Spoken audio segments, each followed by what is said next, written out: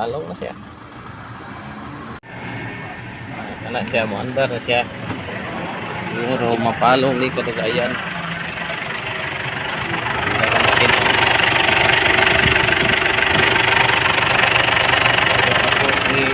Accelerate. Matay gid siya.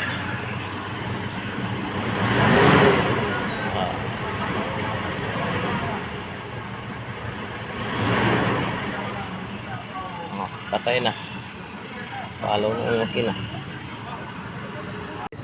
Check natin yung paklo ng injector.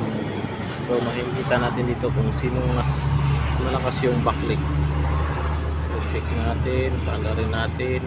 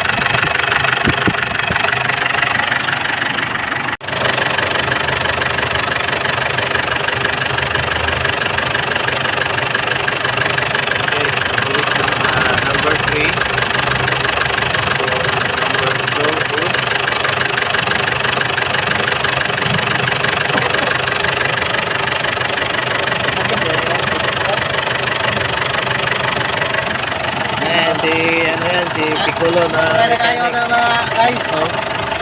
Ako with distros guys. Supply na.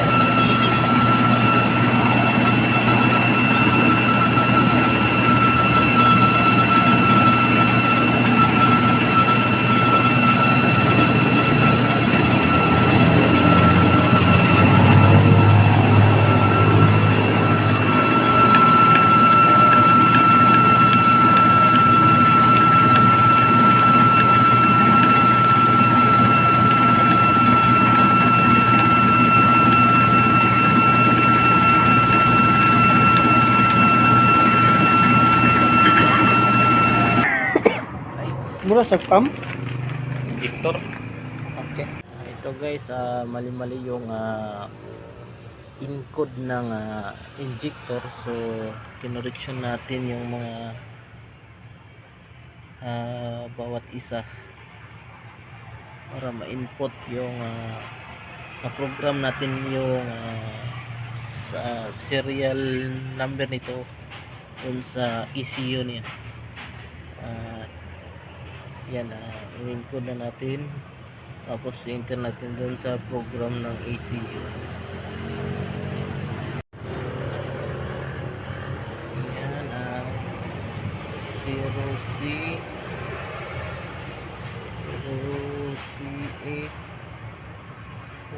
13 F8 0E0.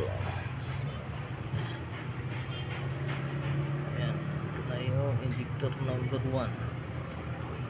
So sa injector number 2, 06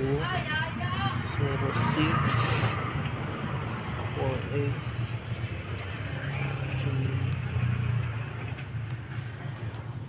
4F 3D E0